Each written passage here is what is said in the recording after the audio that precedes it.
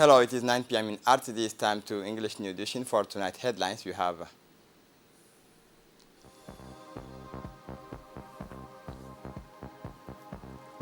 Djibouti acquires its naval jewel under the aegis of the President of the Republic.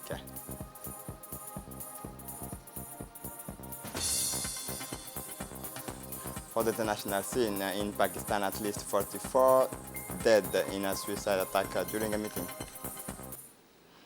Welcome to our newsroom. The President of the Republic visits the largest ship repair vessel in the region. The President of the Republic, His Excellency Ismail Omar Guelleh, paid a visit this afternoon to the port of Djibouti, PDSA, Djibouti's first ship repair vessels in the region. So this new acquisition represents a historic milestone for Djibouti's maritime industry, as it is the largest and first vessel in the region with a lifting capacity of over 20,000 tons, with a length of 217 meters and a burn of 43.5 meters. This ship repair vessel has an impressive capacity that distinguishes itself by its vast repair capability. With the state-of-the-art facilities and equipment, this ship repair vessel is capable of handling a wide range of maintenance and repair services for various types of vessels in the country and in the region. With ship repair capabilities unrivaled in the region, and with the young Djiboutian engineers trained at the leading institutions around the world to work aboard this ship repair vessel of various sizes and category, from merchant vessels to container ships, fishing boat and naval vessels. These versatile facilities can accommodate and resolve a multitude of technical and mechanical problems. Key features include a highly equipped workshop for welding, boilers, makings, electrical, mechanical and electronic work. It is also equipped with the powerful cranes and lifting facilities to facilitate underwater repairs, as well as quality control systems to ensure high standards of reliability and safety. In addition, these acquisitions reinforces Djibouti's position as a leading maritime services center in the Horn of Africa region. Ship owners and operators can now rely on the qualities, facilities and services of these Djibouti naval maintenance vessels, further enhancing Djibouti's appeal as a maritime destination of choice. The ship repair capabilities therefore represent a valuable asset for Djibouti, both from an economic point of view by supporting the national maritime industries and contributing to the safety of shipping lanes in the region. This facility plays an essential role in the sustainable growth and development of Djibouti as a leading regional maritime hub. The President of Ports and Free Zone Authorities, Abubakar Omar Hadi, expressed his enthusiasm and satisfaction that at our country's recent acquisitions of ship repair vessels. This acquisition marks a major turning point in our development and will strengthen our capacities in the field of ship maintenance and repair. These ship repair vessels have the capacity to handle and provide quality maintenance to vessels of over 50,000 tons, said the chairman of Ports and Free Zone Authority, adding that these vessels has offered employment to more than 27 young engineers trained to work on board. Abubakar Omar Hadi concluded his remarks by underlining the strategic importance of these acquisitions for the country's maritime sector, with its state-of-art equipment and technical expertise, enabling it to respond effectively to the country's and the region's ship repair needs. The President of the Republic, His Excellency Ismail Omar Guelleh, stressed the importance of the ship repair facilities for the countries and the region.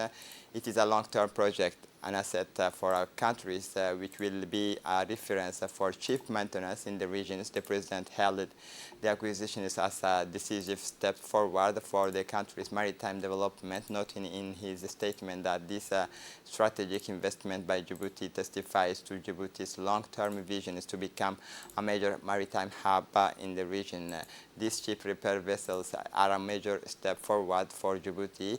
These new acquisitions will reinforce our country's role as a dynamic and competitive maritime hub that will meet the needs not only of our countries but also of the neighboring countries and our partners for ship repair, and will open up new opportunities for economic development and strengthen the country's strategic positions as a major player in the regional maritime trades, added the head of state. The President of the Republic concluded his remarks by expressing his joy and satisfaction at seeing the realizations of this project, which will have a direct and consequential impact on our country's socio-economic development.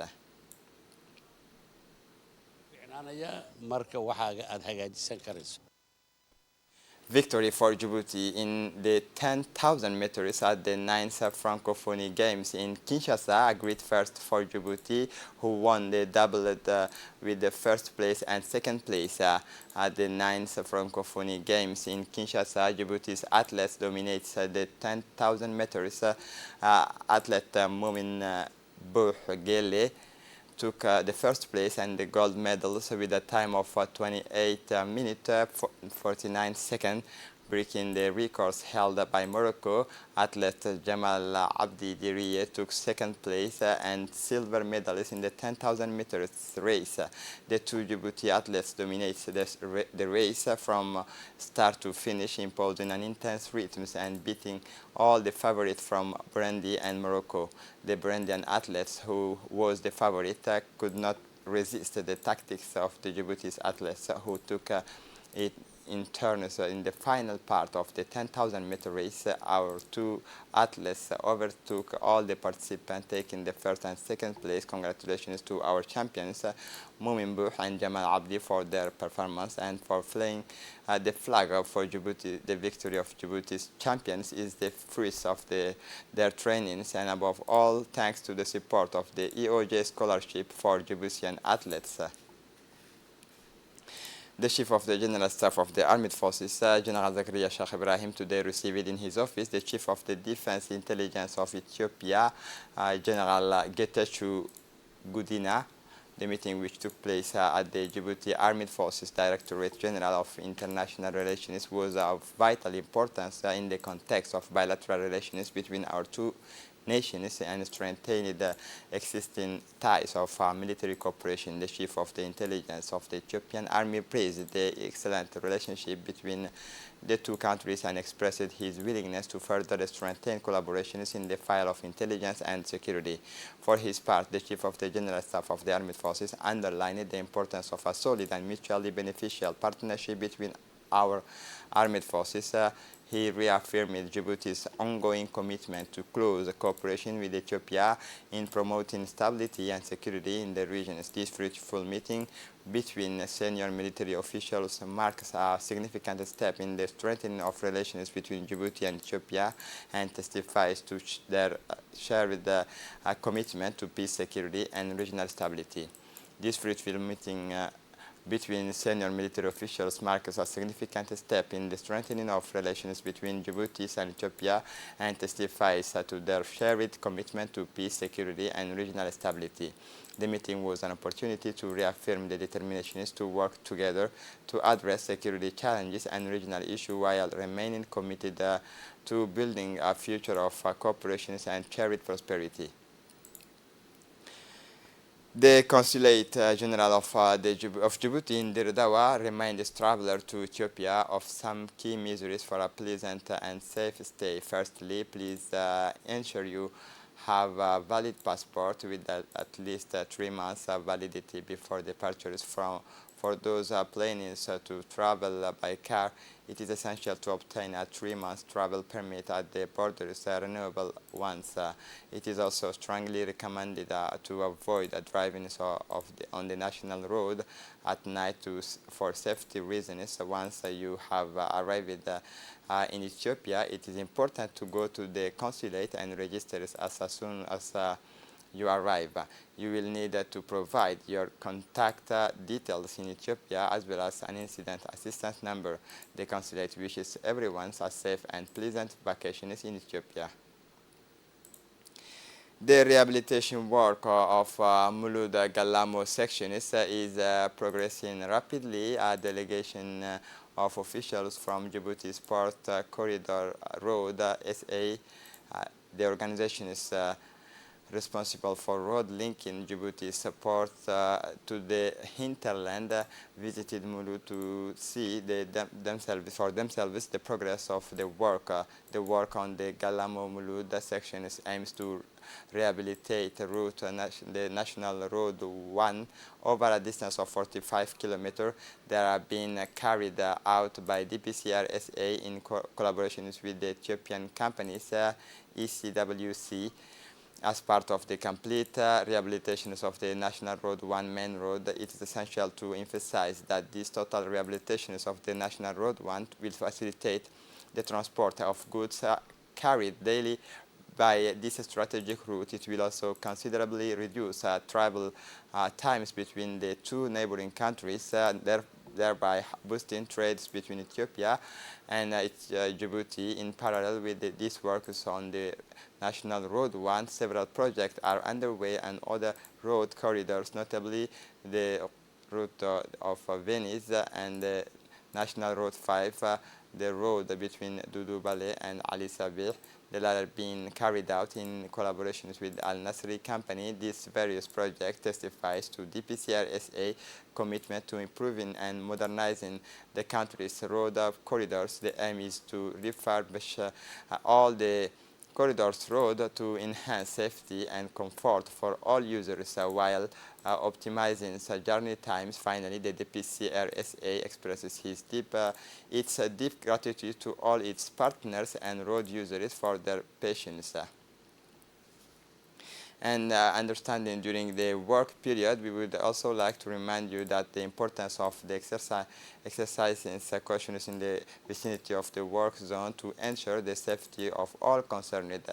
The project and the project manager's reactions concerning the complete rehabilitations of the National Road 1.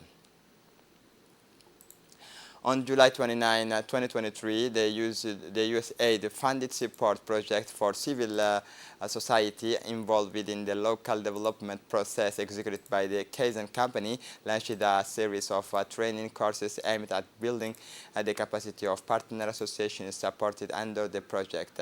The training course will run from July 29 to August 17, 2023 in the 5 interior regions. This training course follow on from the self-assessment workshop, during which 6 areas of interventions were identified: financial management, communication strategy, strategic planning, monitoring and evaluation, resources mobilization and administrative procedures, and human resources management.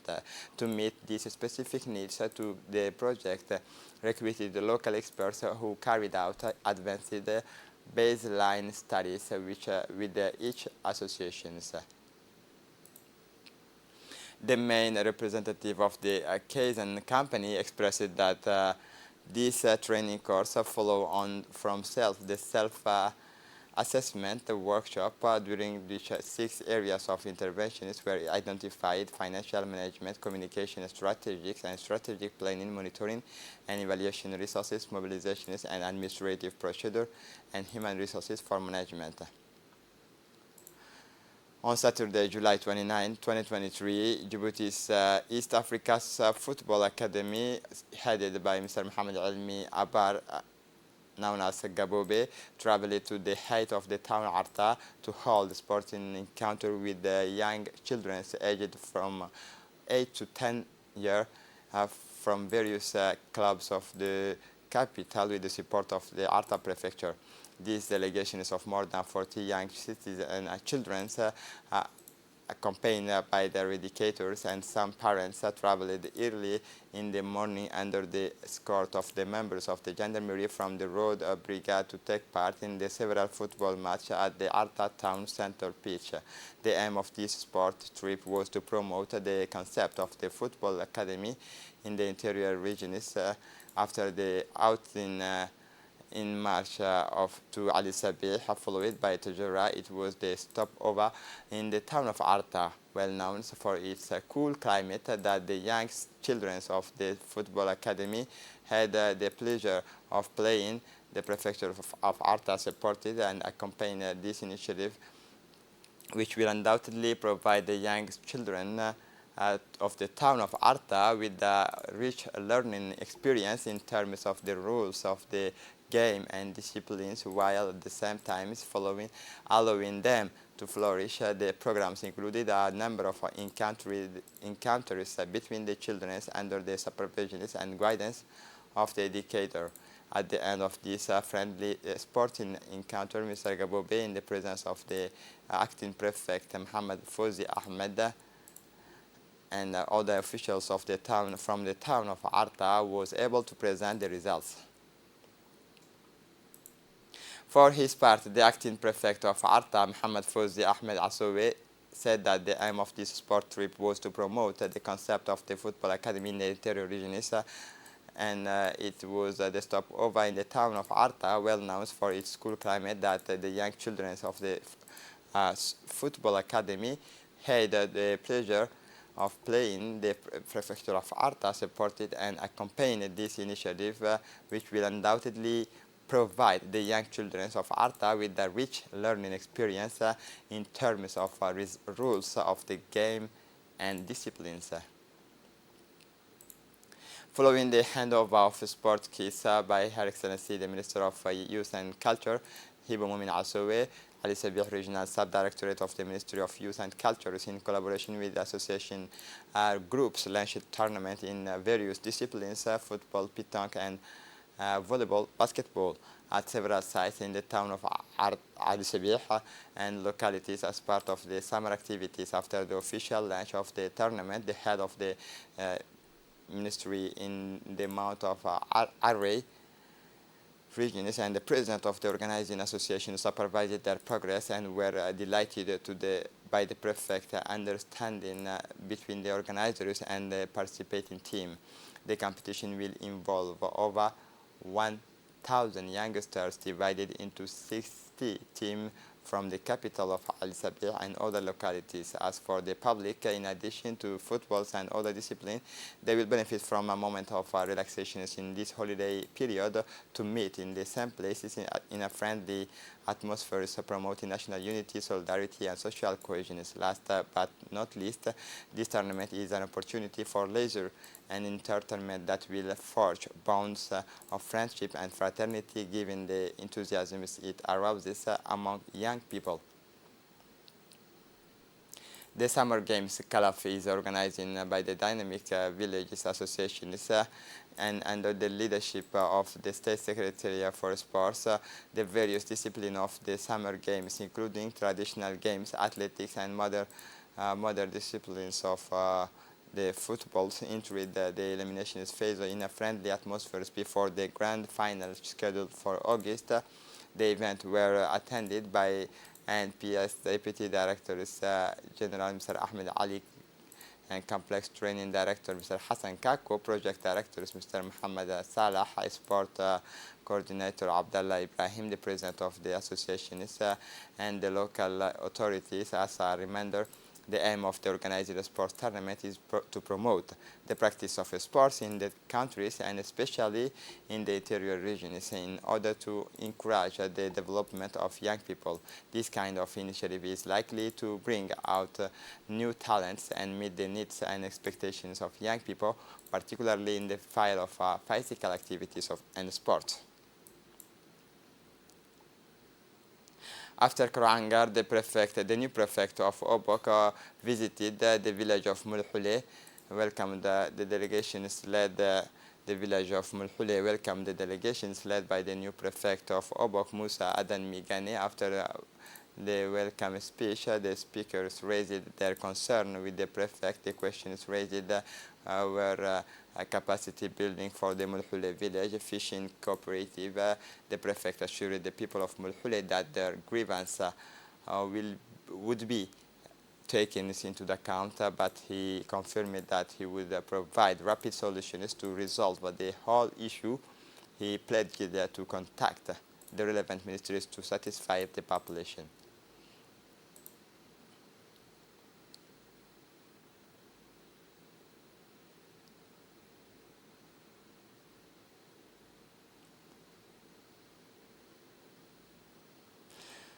For his part, the new prefect of Obok, Musa Adan Migane, thanked the inhabitants of the Mulhule villages. He expressed his willingness to work closely with the people and to develop the economic potential of Mulhule. He thanked the elders and women for this warm welcome.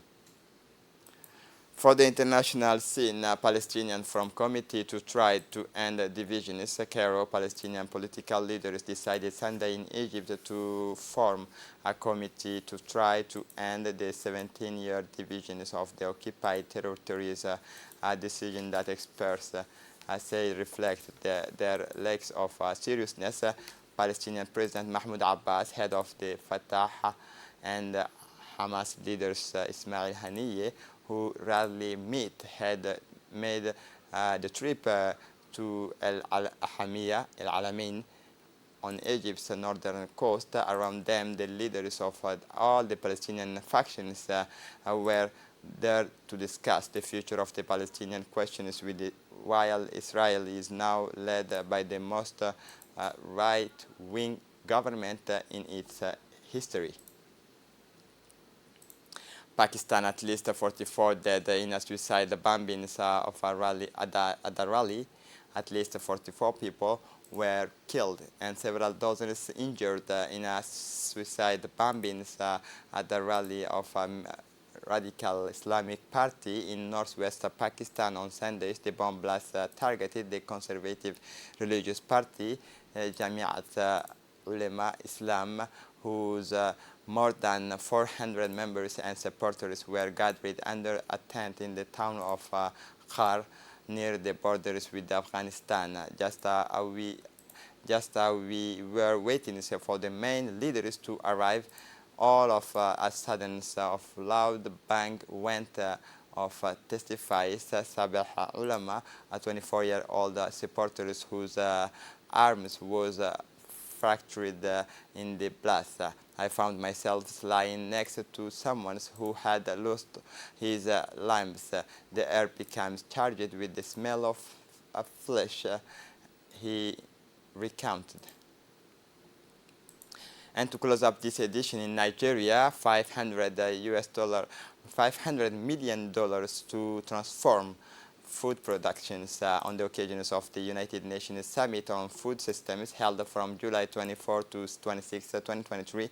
Nigerian Vice President Kashim Shettima reported that Nigeria had mobilized over $500 million from international banks and financial institutions in favor of agriculture and agro-industries innovation and for food systems transformation.